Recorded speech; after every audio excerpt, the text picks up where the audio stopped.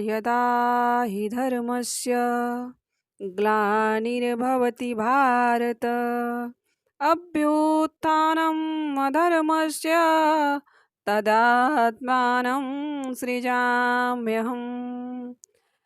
जब जब इस पृथ्वी पर अधर्म बढ़ेगा और धर्म की हानि होगी, जब जब पाप अपने चरम पे होगा, तब तब धर्म की स्थापना के लिए मैं इस पृथ्वी पर जन्म लूँगा। यह कथन भगवान श्री कृष्ण का है। राधे राधे दोस्तों, जय श्री कृष्णा। स्वागत है आपका हमारे चैनल पर। सर्वप्रथम आप सभी को भगवान श्री कृष्ण के प्रकट दिवस, भगवान श्री कृष्ण की जन्माष्टमी की बहुत बहुत बधाई। आज हम भगवान श्री कृष्ण के जन्म की जुड़ी कथा लेकर आए हैं, तो पूरी कथा सुनिएगा और कैसा लगा कमेंट करके ज़रूर बताइएगा।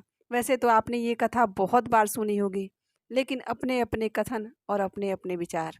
तो आज हमारे विचार और हमारी वाणी में भगवान श्री कृष्ण की प्रकट दिवस की कथा सुनिए। होता कुछ यूँ है, कहते हैं ना कि जब पृथ्वी पर पाप बढ़ने लगता है, तो या तो आप एक समय पे रुक जाते हैं, नहीं तो भगवान जब आपको जब मुक्त करने के लिए आते हैं, तो वो पाप की अंतिम सीमा होनी चाहिए। तब भगवान धरती पर अवतार लेते हैं और तब आपको उस पाप मुक्त से मुक्ति दिलाते हैं, उस जीवन से आपको मुक्त कर देते हैं। भगवान तक पहुँचने के दो मार्ग हैं, एक आप धर्म मार्ग में जा सकते हैं और एक अधर्म में। तो धर्म का कहते हैं ना, धर्म का मार्ग बहुत कठिन होता है। कई बार आप पूरा जीवन खपा देते हैं, पूरा जीवन लगा देते हैं। साधु महात्माओं को देखिए, कितने धर्मात्मा व्यक्ति हैं जो ईश्वर की आराधना में लगे हैं दिन रात, लेकिन प्रभु कहीं ऐसा नहीं है कि ईश्वर आपके साथ नहीं है, आपके साथ हैं लेकिन आपको दिखते नहीं हैं। और दूसरा रहता है कि अधर्म का मार्ग। तो कुछ राक्षस जिनकी वजह से भगवान को स्वयं अवतार लेना पड़ा, उसमें से एक कंस भी था। कंस का अत्याचार इतना बढ़ गया था, इतना आतताई हो गया था, इतना पृथ्वी पर उसके आतंक मच गया था। चारों तरफ धर्म कार्य उसने बंद कर दिए थे, चारों तरफ यज्ञ पूजन पाठ सब बंद करा दिए थे। वह स्वयं को विष्णु के बराबर समझने लगा था। विष्णु के बराबर क्या, विष्णु से ऊपर भी समझता था। वह समझता था, वह सभी से यही कहता था कि मैं भगवान हूँ, मेरी पूजा करो, कोई विष्णु नहीं है। उसके इसी आतंक को, इसी अधर्म को नाश करने के लिए भगवान श्री कृष्ण ने पृथ्वी पर अवतार लिया माता देवकी के गर्भ से। प्रभु की लीला देखिए, भगवान ने जन्म लिया भी तो किसके गर्भ से? उसके खुद की चचेरी बहन देवकी के गर्भ से। अभी उसके पाप का घड़ा उतना नहीं भरा था कि उसका अंत किया जाए। यही सोचते हुए भगवान श्री कृष्ण ने यह लीला रची थी। भगवान विष्णु की यह लीला थी। जब माता देवकी का विवाह होता है वसुदेव जी के साथ, जो पहले से ही शादीशुदा रहते हैं, उनकी एक और पत्नी रहती हैं रोहिणी, उन्हीं की बहन रहती हैं। तो जब उनसे विवाह होता है और कंस अपनी बहन देवकी को बहुत मानता था, उनसे बहुत प्रेम करता था, उनका बहुत आदर करता था। लेकिन ईश्वर की कृपा समझिए कि उसके पाप का अंत होने वाला था। तो इसलिए भगवान विष्णु की कुछ ऐसी लीला हुई कि जब विवाह हुआ और माता देवकी की विदाई होने लगी, तो रास्ते में पहुंचते हैं और वहां पे एक दिव्य आकाशवाणी होती है कि ये कंस, तुम जिस बहन को इतने प्रेम से विदा करने जा रहे हो, उसी की 8वीं संतान तुम्हारी मृत्यु का कारण बनेगा। और फिर कंस वहीं ठिठक जाता है। वह खुद माता देवकी को विदा करने जाता है अपने रथ पे बिठा के लेके, और अपने तलवार निकालता है और उनकी तरफ बढ़ता है उनको मारने के लिए। यहाँ पे वसुदेव जी आते हैं और रोक लेते हैं, कहते हैं कि नहीं, मैं इनसे विवाह किया हूँ और विवाह में मैंने वचन दिया है कि इनकी सर्व प्रकार से रक्षा की जाएगी। आप मुझे मार दीजिए, मुझे मार देंगे तो इनके कोई पुत्र ही नहीं होंगे, आप मुझे मार दीजिए। तब देवकी माता कहती हैं कि नहीं, अभी अभी विवाह हुआ है और मुझे मार दो, क्योंकि मेरे ही गर्भ से तो बच्चा पैदा होने वाला है। तो इनको क्यों मारना है? इनकी तो एक और पत्नी है, इनके और संतान होंगे, आप इन्हें मत मारिए, मुझे मार दीजिए। यही होता है। तो उसके पश्चात ऐसा होता है कि उन्हें लेके राजमहल में आया जाता है। और वसुदेव जी जो कि सत्य के पालन करता थे, कभी उन्होंने झूठ नहीं बोला था, वो एक सत्यवादी राजा थे। उन्होंने कहा था कि मैं आपको वचन देता हूँ कंस को कि मेरी कोई जितनी संतान होगी मैं आपको दे दूंगा, आप उन्हें मार दीजिएगा, लेकिन देवकी को छोड़ दीजिए, देवकी को नहीं मारिए। यही होता है और कंस इस बात को लेके मान जाता है। फिर समय व्यतीत होता है, दोनों को कारागार में डलवा दिया जाता है। समय व्यतीत होता है, उनकी पहली संतान होती है, जिसको लेके वसुदेव जी पहुँचते हैं कंस के पास। तो कंस सोचता है कि यह तो पहली संतान है, इसे क्यों मारना, इसे छोड़ देता हूँ, 8वीं संतान होगी वो मेरी मृत्यु की कारण बनेगी तो मैं उसी को मार दूंगा। लेकिन तभी नारद जी वहाँ उपस्थित होते हैं, भगवान की लीला होती है और नारद जी समझाते हैं। नारद जी हाथ की ऐसे 5 उंगलियां खड़ी करके गिनते हैं और बोलते हैं कि इधर से भी गिनिए तो 5 और इधर से भी गिनिए तो 5।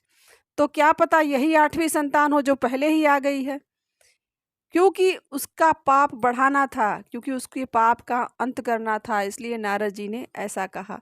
और कंस इस बात को लेके मान गया। कंस तो ऐसे छोड़ दिया था कि पहला बालक है क्यों मारना। लेकिन फिर उसके मन में यह विचार आता है कि क्या पता विष्णु की कोई लीला हो और यही बालक मेरे मृत्यु का कारण बन जाए। यही सोचकर वापस वो लौटता है और जब जाता है जेल की तरफ और उस बच्चे को लेकर वहीं एक शिला पर पटक कर उसको मार देता है। फिर समय व्यतीत होता है, ऐसे करते करते माता देवकी के गर्भ से जो 6 बालक उत्पन्न होते हैं, उन 6 को कंस बहुत बेरहमी से मार देता है। फिर जो 7वां बालक आने वाला रहता है, वो हमारे बलराम जी रहते हैं। और जब वो गर्भ में रहते हैं तो माया का कुछ ऐसा प्रभाव होता है कि उनको माता देवकी के गर्भ से निकाल के माता रोहिणी के गर्भ में स्थापित कर दिया जाता है। और उसके कुछ दिन समय के बाद पता चलता है कि माता देवकी का जो 7वां गर्भ था वो पेट में ही वो उसका अंत हो गया। और यह सुनकर कंस जोर से अट्टहास करता है और कहता है कि देखो विष्णु का छल, मेरे डर से वो आया ही नहीं। ऐसा ही होता है। और उसके बाद कुछ समय माता देवकी इसी दुख में रहती हैं कि उनका गर्भ नष्ट हो गया। फिर समय व्यतीत होता है, उसके बाद आता है भादो अष्टमी, रात्रि 12 बजे रोहिणी नक्षत्र, हमारे श्री कृष्ण कन्हैया लाल के जन्म का समय आता है। और चारों तरफ इतनी घनघोर बिजली बारिश, इतना तूफान आया रहता है, सब उससे त्रस्त रहते हैं। इतनी बारिश और इतनी बिजली कड़क रही होती है और भगवान श्री कृष्ण के आने का समय होता है। तब माया का प्रभाव कुछ ऐसा होता है कि जो वसुदेव जी कभी जीवन में झूठ नहीं बोले रहते हैं, माया आती हैं और उन्हीं वसुदेव जी को कहती हैं कि हे वसुदेव उठिए, आपके यहाँ भगवान प्रकट हुए हैं। और उनको बताती हैं कि आप इन्हें उठाइए और यहाँ से जमुना पार करके जब जाएंगे तो गोकुल में नंदराज के यहाँ एक कन्या पैदा हुई है, आप उसे लेते आइएगा और इन्हें वहाँ पर रख दीजिएगा। ऐसा समझाकर माया वहाँ से चली जाती हैं। माया का ही प्रभाव है कि जहाँ चारों तरफ पहरेदार खड़े थे, चारों तरफ पहरी लगे हुए थे।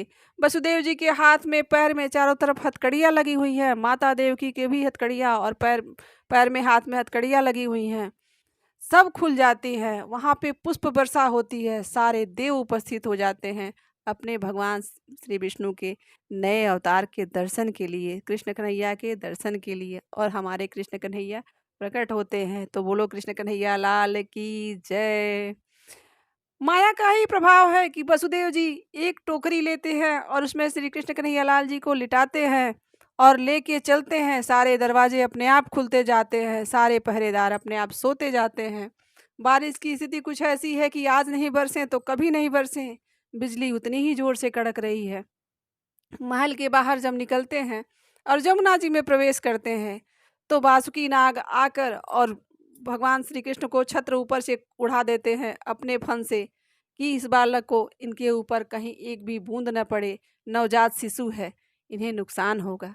यही सोचकर और इधर यमुना मैया अपने पूरे उफान पर हैं, क्योंकि उन्हें भगवान की का पैर जो छूना था, उन्हें अपने बाल श्री कृष्ण के पैर चरण स्पर्श करने थे। यही सोचकर यमुना मैया उफनती जाती हैं और वसुदेव जी को लगता है कि यह लल्ला डूब न जाए। इस चक्कर में वो और ऊपर करते जाते हैं, कृष्ण कन्हैया लाल की टोकरी को और ऊपर करते जाते हैं। यमुना मैया और ऊपर जाती हैं। स्थिति ऐसी आती है कि वसुदेव जी के गले तक पहुंच जाती हैं। वसुदेव जी डूबने वाली स्थिति में पहुंच जाते हैं। फिर भगवान श्री कृष्ण को ऐसा लगता है कि ये तो बिना चरण स्पर्श किए मानेंगी नहीं, कहीं ऐसा ना हो कि वसुदेव जी ही डूब जाएं। फिर कृष्ण कन्हैया लाल की एक और लीला होती है और वो अपने चरण उस यमुना जी में कर देते हैं। जो जमुना जी भगवान के चरण स्पर्श करती हैं तो वसुदेव जी के घुटने के नीचे आ जाती हैं और वसुदेव जी धीरे धीरे जमुना पार करके पहुंच जाते हैं नंद भवन में। नंद भवन का भी कुछ ऐसा है कि सारा गोकुल सोया पड़ा है और वहाँ पे सिर्फ एक कन्या जो तुरंत पैदा हुई है, वहाँ माता यशोदा के बगल में लेटी हुई है। सोचिए कितनी अनोखी और कितनी दिव्य स्थिति होगी कि जिस घर में बालक पैदा हुआ वहाँ किसी को पता ही नहीं। नंद जी वहाँ पे माया के प्रभाव से ही अब कृष्ण भगवान को वहीं यशोदा जी के बगल में लिटाते हैं और उस कन्या को लेकर वहाँ से चल देते हैं। पुनः उसी मार्ग से वापस आते हुए जेल में आ जाते हैं और फिर स्थिति वैसी ही सामान्य हो जाती है जैसे पहले रहती है। नंद जी का माया का असर खत्म होता है, किसी को कुछ याद नहीं कि रात्रि में क्या हुआ, कौन प्रकट हुआ, कौन कहाँ गया, कौन कहाँ से आया, कब जेल के दरवाजे खुले, किसी को कुछ याद नहीं रह जाता है। बस गूंजायमान होता है वह जेल तो एक कन्या की रोने की आवाज़ से पूरा जेल गूंजने लगता है। वो कन्या जोर जोर से रोने लगती है। तभी कोई जाके प्रहरी बताता है कंस को कि महाराज इस बार देवकी को लड़की हुई है। यह सुनकर कंस जोर जोर से हंसता है और बोलता है कि मेरे डर से देखो, मेरे डर से विष्णु ने कन्या के रूप में अवतार ले लिया, आया ही नहीं, वह एक औरत बन गया। यह सोचकर और जोर जोर से चिल्लाने लगता है, जोर जोर से हंसता है। उसकी खुशी का ठिकाना नहीं रहता है। अब तो मैं अमर हो गया, अब मुझे कोई नहीं मार सकता। यही सोचकर वह आता है देखने के लिए कि चल के देखूं। जब वहां पहुंचता है तो फिर किसी मंत्री द्वारा कुछ ऐसा होता है और वह कान भर देता है कि माता प्रभु, मारने वाला तो कोई भी हो सकता है, कन्या भी मार सकती है, माता दुर्गा देवी तो कन्या का ही रूप है, कोई भी आपको मार सकता है। यही सोचकर कि आठवीं संतान है, इसी से आपकी मृत्यु होनी है, तो मार तो आपको कोई भी सकता है। फिर वहीं पे कंस की बुद्धि भ्रष्ट हो जाती है और वह नवजात बच्ची को उठाता है पटकने के लिए उसी शिला पर। जो पटकने जाता है वह कन्या उड़कर और आसमान की तरफ चली जाती है और दिव्य चतुर्भुज रूप में माता शारदा प्रकट होकर बोलती हैं कि हे पापी, तू मुझे क्या मारेगा, तुझे मारने वाला तो कहीं प्रकट हो चुका है, तू अपनी मृत्यु का इंतजार कर, तू मुझे क्या मारेगा। यह सोच देख सुनकर और कंस के रोंगटे खड़े हो जाते हैं। वह डर जाता है, वह माता के दिव्य रूप को देखकर डर जाता है और वह सोच नहीं पाता है कि अब क्या करना है। इसी आवेश में वो चारों तरफ अपने सैनिकों को आदेश देता है कि 2-3 दिन 4 दिन के अंदर जितने भी बालक पैदा हुए हैं गोकुल वृंदावन मथुरा, सबकी हत्या कर दी जाए। कितने सारे बालक मारे जाते हैं, कितनी सारे माताएं अपने सारे नवजात शिशुओं को टोकरी में रख के जमुना जी में बहा देती हैं। बहुत आताताई रहता है कंस, बहुत आतंक मचता है और बहुत लोग अपने नवजात शिशुओं को गवा देते हैं। और वो जो देवी प्रकट होती हैं माता, उन वो भगवान विष्णु के आदेश से विंध्य पर्वत पर जाकर निवास करती हैं, जिन्हें आज आप माता विंध्याचली के नाम से जानते हैं। तो आज के लिए इतना ही, आगे की कथा हम इसके बाद लेकर आएंगे। कैसी लगी कथा कमेंट करके ज़रूर बताइएगा और अच्छी लगी तो हमारे चैनल पे आइए। आज के लिए इतना ही। एक बार और आप सभी को जन्माष्टमी की बहुत बहुत बधाई। यहाँ तक बने रहने के लिए बहुत बहुत धन्यवाद। Thank you so much.